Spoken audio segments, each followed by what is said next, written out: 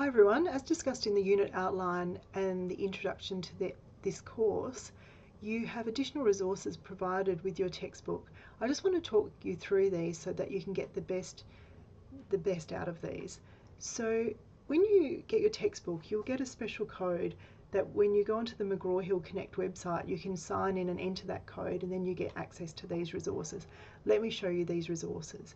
But firstly, the web link for this is here. You can see connect.mheducation.com/class/dadm_sem1_2019. This web link is also provided to you with this video in LMS. So I'll just put this on student view and show you all the features of this website. So firstly, you get an ebook. This is an electronic version of the textbook, and it's excellent. It's a great way to make your textbook portable so that you don't need to bring it along to class, or if you're traveling. You can also highlight the ebook and add notes to the ebook, so a really fantastic resource. Learn Smart, this is an adaptive study guide to help you revise your learning and see areas where you need to improve and areas where you've mastered. Thirdly, there's additional student resources. In this area, you've got a glossary of terms, you've got the PowerPoint slides for each chapter of the textbook, and you've also got all the databases referred to, the data sets referred to in the textbook. Let me go through in more detail the Learn Smart and the Smart book. So just to let you know, we adapted Connect as part of the textbook because we had a lot of feedback from students saying they wanted more of a tailored learning approach, and so that's what this gives you. It doesn't just provide you, multi-choice questions, endless multi-choice questions to work through. It actually adapts the questions to your learning and provides more questions in areas that you need further help. So once this loads, we can actually see what this is all about. So when it loads, it should load onto the table of contents page, and here you can see you've got the 12 chapters, and you've got something called notes and underlines. So if you do add notes and underlines to the textbook, it will be in there, and you can actually search by those. And there's reports in terms of how you're going with all the study, the self-study.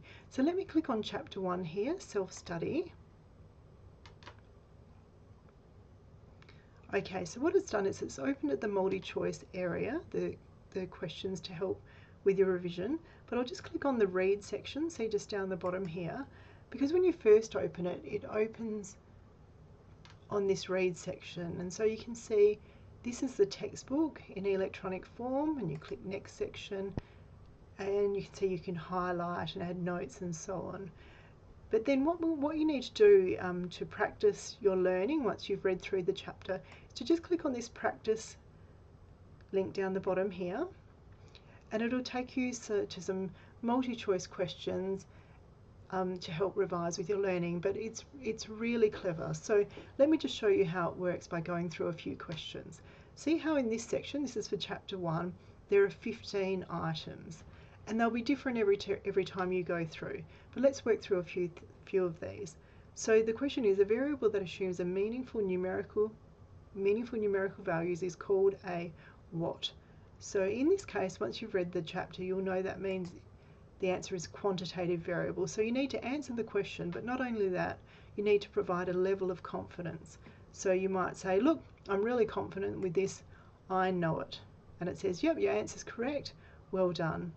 And so go on to click OK. So now you can see we're down to 14 items. If we'd got that question incorrect, we'd be still on 15 items and would be given another question similar to that one further along with the testing. Now this question requires you to answer a word in the box here. It is important that you spell the word correctly and that you have the correct word, otherwise it will be marked incorrect. So be kind to yourself with these questions. So the question says, descriptive statistics refers to the something of important aspects of a data set. So the summary of important aspects of a data set. So I'm fairly sure that this is the answer here, but if I wanted to check that, I could click on this button here, read about this, and therefore it takes you to this section here where you can actually revise this to help understand that question if you're not sure. So descriptive statistics refers to the summary of important aspects of a data set. Okay, so summary is definitely the correct word, and so we can click I know it. Excellent. Okay, so this one, which of the following would be considered time series data? Check all that apply. So there may be more than one correct answer here. So have a look through. The price of Kraft cream cheese collected in 100 supermarkets on the 31st of January. No, that's cross-sectional. The average monthly rainfall collected for 120 months. Yep, that's time series. The close of trade value of New Zealand stock market index for all days in 2015. Yes. The number of insurance policies held by different types of householders in West Australia in April 2015. No. So I think it's just those two, and I'm going to say think so. And it's saying your answer is correct. Okay. So now let's try to get one wrong so we can see what happens there. Which measurement scales are associated with quantitative data? So quantitative data is interval and ratio. So this is the correct answer here. Let's just answer that and go to the next question so we can see. Okay, now let's try to get this one wrong. To draw worthwhile statistical conclusions, it is essential to check all that apply. Use appropriate statistical analysis. Yep, that's right. Have powerful statistical software that can be used to determine data conclusions automatically. No, that's the human element. We need to be involved with the conclusions. Have data that is complete and does not misrepresent what it's trying to measure. Communicate the results. So the first one, third and fourth are correct, but let's tick this one and let's say no idea. See, so it says, sorry, you have the wrong answer, and it actually gives you a bit of an explanation as to why that would be the wrong answer. Okay, so provides some useful feedback, but also we can go to read about this if we want to know more about that in the textbook in that section. Also have a look here, 11 items left. That's how many items were here when we started that question. And now when we go on to the next question, we still have 11 items. So you can't just simply click through. It really is about tailoring it to your learning and making sure that you are really understanding the sections of the textbook before moving on. So that's enough of the questions. Let me just show you one other feature here. If we go to reports, this is really helpful for your learning moving forward. So what this tells you is your current learning status in terms of if you've completed it, or number of items left, and time you might need to spend on that chapter, and maybe the number of items that needed refreshing. Okay, and so because I haven't completed anything in chapter 2, I've got 18 items to complete, probably would take me 18 minutes and so on. So it gives you a really good idea of how much time is needed to complete this. And then if you click on topic scores, it also shows you how much time you spent there and how you went. So 15 out of 15 for the first topic. The third one, not so good. So I need to work a little bit more on that. I only spent 7 minutes so far. So that's very helpful. Here is also really helpful. This is combining the confidence level with the skill level. So you know how you have to put your level of confidence. And so it says the percentage that you are aware of.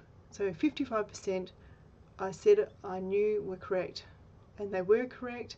Answers that you didn't know the answer for, and you were aware of that, unaware that you knew the answer, and so on. So this kind of gives you an idea of, you know, your confidence level and how you're going with that, which is really important with a topic like statistics.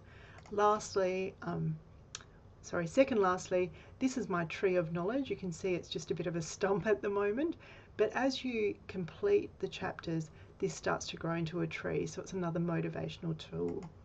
Lastly, there's a practice quiz. So once you've completed all of the chapters and you might be preparing for your exam, you might want to do the practice quiz. So that's just selecting a couple of these topics, or all of them if you like, and you can see the items going up.